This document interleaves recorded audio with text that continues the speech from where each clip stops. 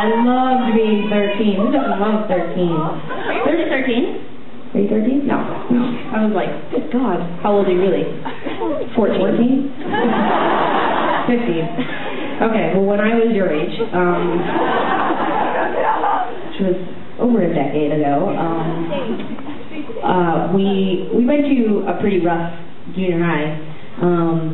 You know, like it wasn't uncommon for people to fight during lunch and fight in the middle of classes and, you know, skip out to do drugs. And like, I remember one time we went to the mall after school and two of our friends got in a fight and were chasing each other around with a butcher knife. Where they got the butcher knife from, I do not know.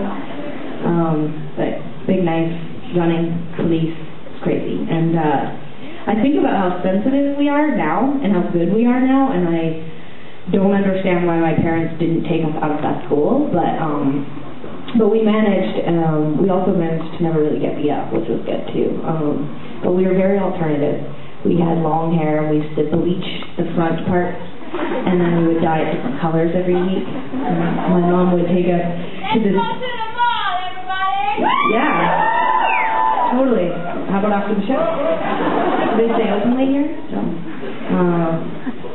So we used to dye our hair different colors, and we would wear like giant pants, like the legs would be like this wide, and big chains down to the floor. And my stepdad had a gym in his basement, and so there was lots of chain laying around, and I cut a piece of chain like this long, and he put a clamp on it, and I used to wear it around my neck.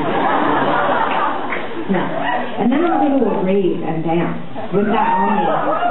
And now, I know, impressive. I know. I could have probably been a contestant on a TV show. I was so agile then and strong. And now I wake up every morning and I have to stretch for 20 minutes because my back hurts so much. And how did that happen? Oh yeah, I danced on acid for 4 hours with a chain around my neck.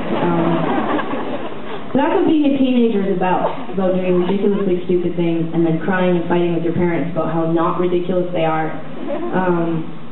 That's a rebellious time, and that's what you're supposed to do. And I feel like the rebellious time that I went through made me the person that I am today. And I think that it's better to get it out then, because there's nothing worse than a 25-year-old with a giant chain and giant hair.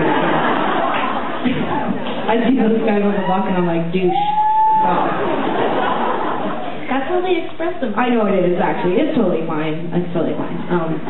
But anyway, this next song I wrote about the feeling of, sorry, telephone call.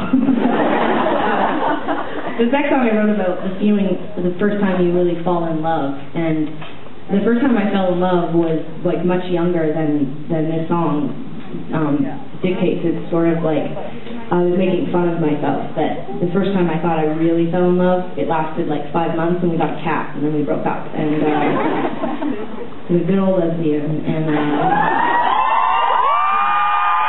not like that anymore.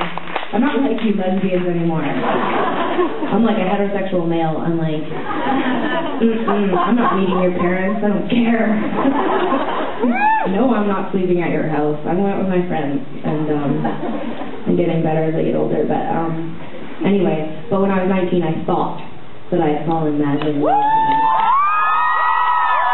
And this next song, it's not even about that time.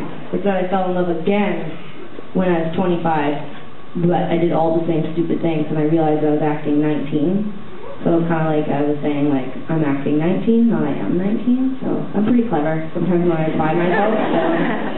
So, anyway, some history for you. There you go.